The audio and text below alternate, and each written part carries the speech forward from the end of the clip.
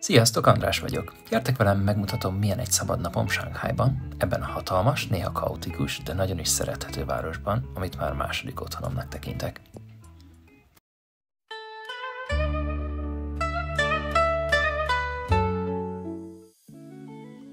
Az utunkat dél körül kezdjük, és első megállónk a Xinhua Road, a város egyik nyugodtabb része, és nekem az egyik személyes kedvencem. Árnyas fák, régi villák, kevés forgalom, néha szinte el is felejti az ember, hogy egy 25 milliós város közepén van.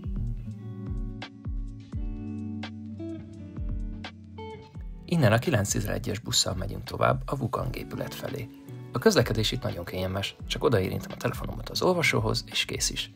A buszjegy ára pedig városszerte fix. Akárhová mész, 2 yuanért utazhatsz, ami nagyjából 100 forintnak felel meg. A metró gyorsabb lenne, de a buszon valahogy jobban érzi az ember a várost. Kifelé nézve látom az utcákat, az embereket, hallom a város zaját. Egészen más élmény így utazni.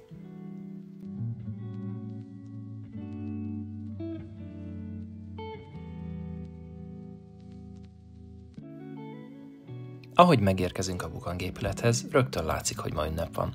A Sárkányhajó Fesztivál miatt hatalmas tömeg gyűlt össze.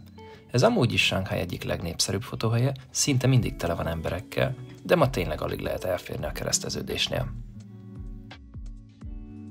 A Wukang épület egyik legismertebb vonása a különleges, hajóorra emlékeztető formája, ami miatt sokan a Shanghai Flatironként emlegetik.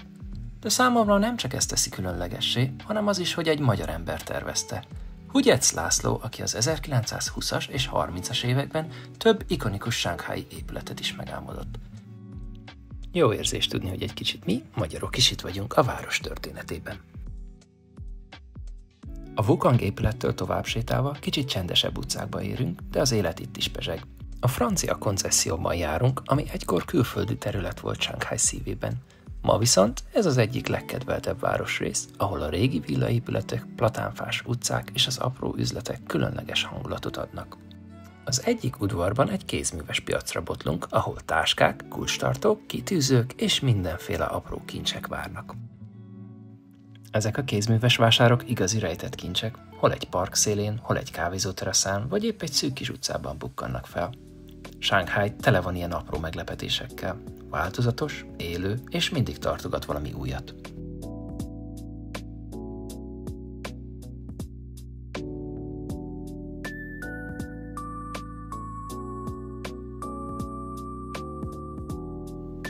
Az utca túloldalán egy kis kiállításba botlunk. Ez most San Maoról szól, a 3 hajszálas kisfiúról, aki egy ikonikus figura a kínai képregények világában.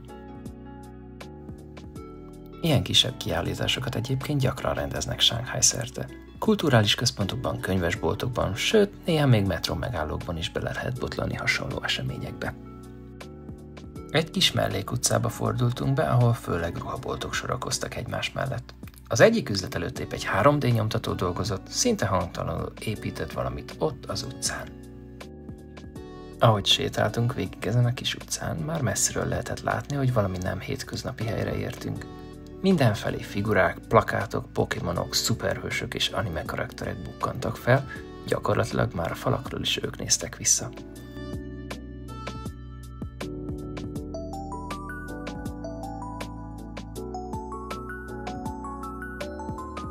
Aztán az utca végén ott volt a bolt. Már kívülről is egyértelmű volt, hogy itt a geek kultúrája a főszerep. Harry Potter, Vasember, Pikachu. Minden rajongó találna itt valami izgalmasat.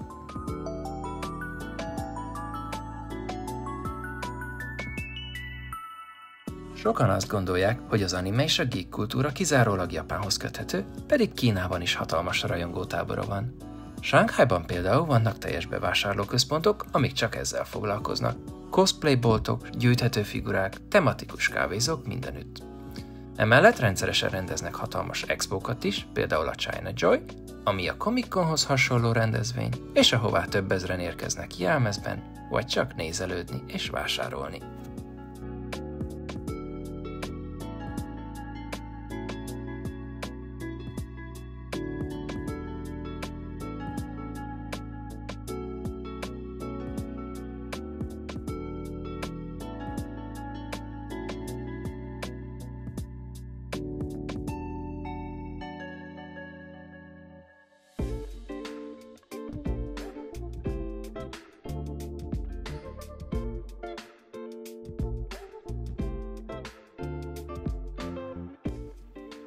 A Wukangut ettől is különleges. Egyik pillanatban nosztalgikus, a másikban modern és játékos. A fák alatt kávézók bújnak meg, a sarkon pedig egy-egy kreatív műhely vagy galéria.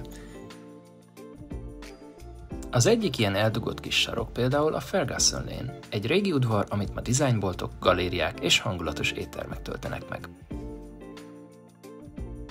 A platánfákat egyébként még a francia koncesszió idején kezdték elültetni, és azóta is a város egyik jelképei. Több mint 50 000 fa van belőlük szerte Shanghaiban.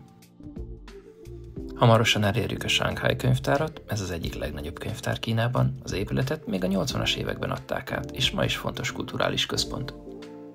Innen már metróval megyünk tovább. Shanghaiban ez az egyik legkényelmesebb módja a közlekedésnek, talán csak a bicikli vetekszik vele. Shanghaiban minden metróállomáson van biztonsági ellenőrzés. Táska fel az átvilágítóra, gyors ellenőrzés, és már kész is. A belépés is egyszerű, csak odaérintem a telefonomat, és már nyílik is a kapu. Most a 10-es vonalon vagyunk, ahol sofőr nélküli automata szerelvények járnak. Előről lehet látni, ahogy a metró suhan az alagútban. Elég futurisztikus élmény, ha engem kérdeztek.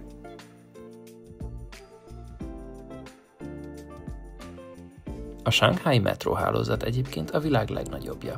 Több mint 800 km hosszú, és szinte bárhová el lehet vele jutni. A metróállomások is nagyon változatosak. Van, amelyik futurisztikus, más meg olyan, mintha egy modern művészeti térben lennénk. Nem csak közlekedési pontok ezek, hanem a város hangulatához is sokat hozzátesznek. Most épp a West Nanjing Road felé tartunk, a belváros szívébe.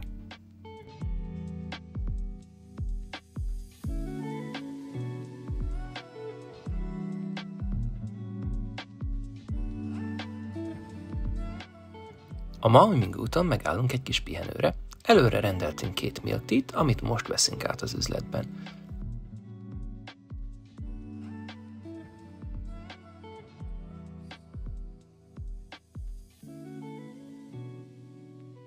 Leülünk kicsit pihenni, közben elmajszolunk 2 tojáskrémes süteményt is. A 2 együtt 78 yuan volt, nagyjából 4000 forint. Itt Shanghaiban ez teljesen normál ár egy jó teázóban.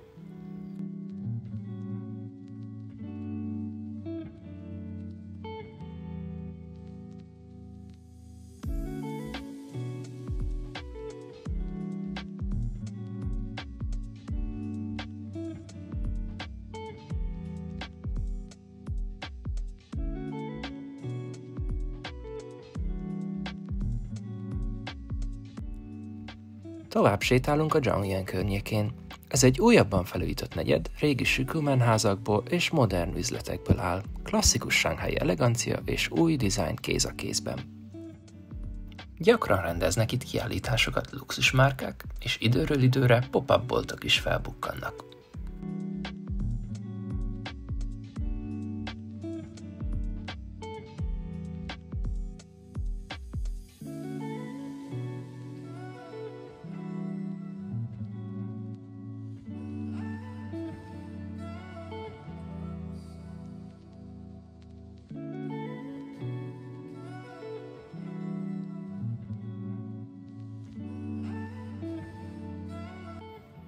Ebédidő van, úgyhogy beugrunk egy bevásárlóközpontba. Ma tajvani kaját választunk, csirkéstál, zöldségek, savanyított retek és rizstészta. Ketten összesen 83 yuant fizettünk.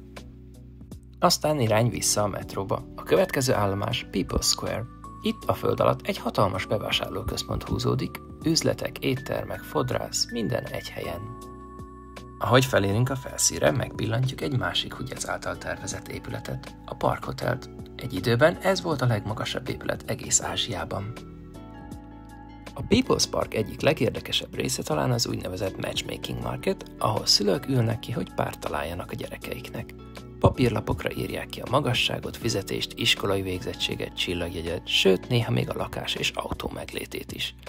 Ez a különleges házassági piac hétvégente működik, és több százan vesznek részt benne. Főként az idősebb generációból, akik szerint így nagyobb eséllyel találnak megfelelő társat a gyerekeiknek.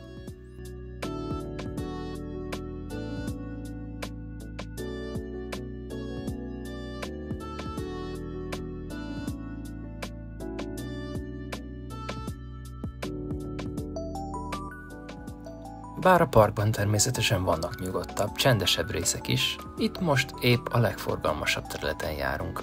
Emberek sétálnak, beszélgetnek, sokan sakkoznak, vagy csak figyelik a körülöttük zajló életet. Minden pad, minden sarok tele van történéssel.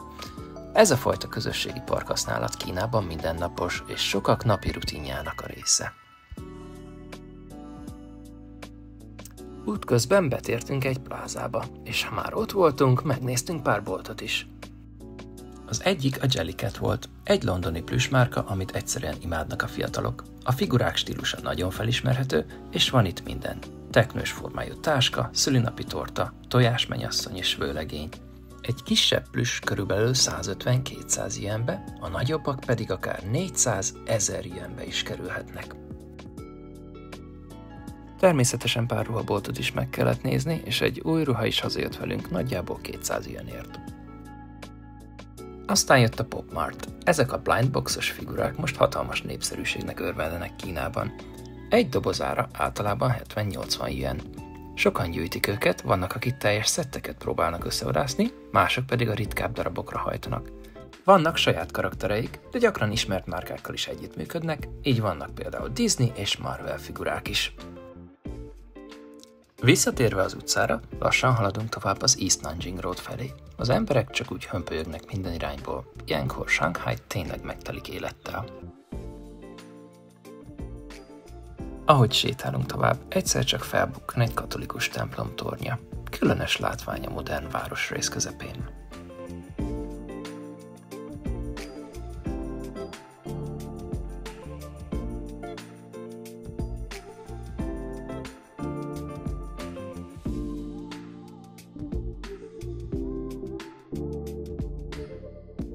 Én, aki már évek óta itt élek, ezeket a zsúfolt belvárosi részeket általában elkerülöm. De most szeretném megmutatni nektek is, milyen ez a nyüzsgő, lüktető oldala Shanghainak.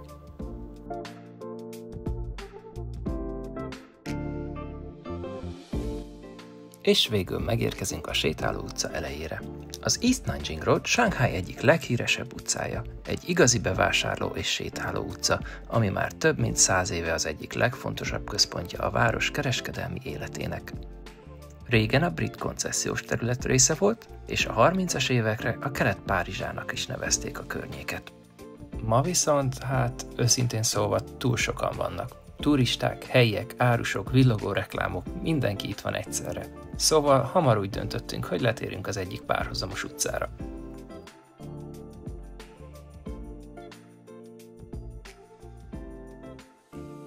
Útközben néhány elhagyatottabb ház mellett is elmegyünk. Vannak, amik felújításra várnak, másokat talán lebontanak.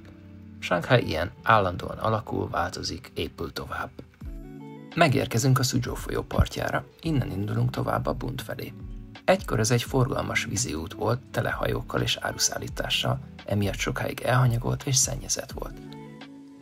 A 90-es évektől kezdve viszont teljesen megújult. Ma már árnyas sétány vezet végig mellette, futók és fotózkodó párok váltják egymást a parton. Elhaladunk a régi központi posta épülete mellett, egy közeli hotel tetőteraszán pedig épp egy buli zajlik.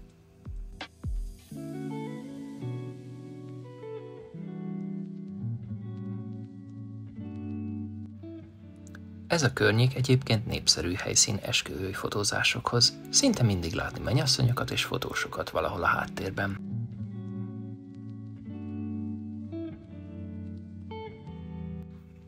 A háttérben már feltűnnek a pudongi felhőkarcolók. Lassan elérkezünk Shanghai legismertebb részéhez.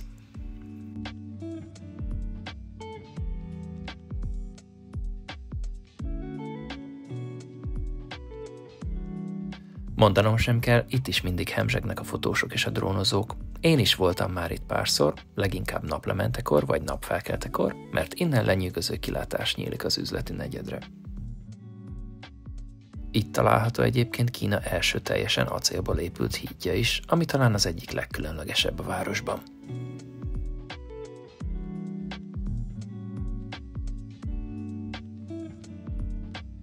Végül megérkezünk a Bundra, Shanghai legismertebb folyóparti sétányára. Előttünk a Huangpu folyó, a túlparton pedig a Lujiazui negyed jövőből érkezett felhőkarcolói. A folyóparton általában erősebben fúj a szél. Sokan gyűlnek ilyenkor itt össze, hogy megnézzék, ahogy 7 órakor egyszerre gyulladnak ki a fények Ludzsadzsai felhőkarcolóin és a mögöttünk húzódó Bund klasszikus épületein.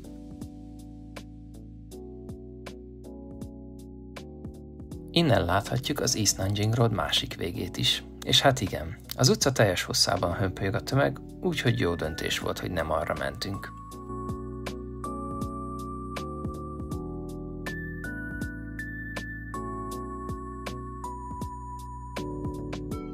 Pontban este 7-kor felgyulladnak a fények, és a város új arcot ölt.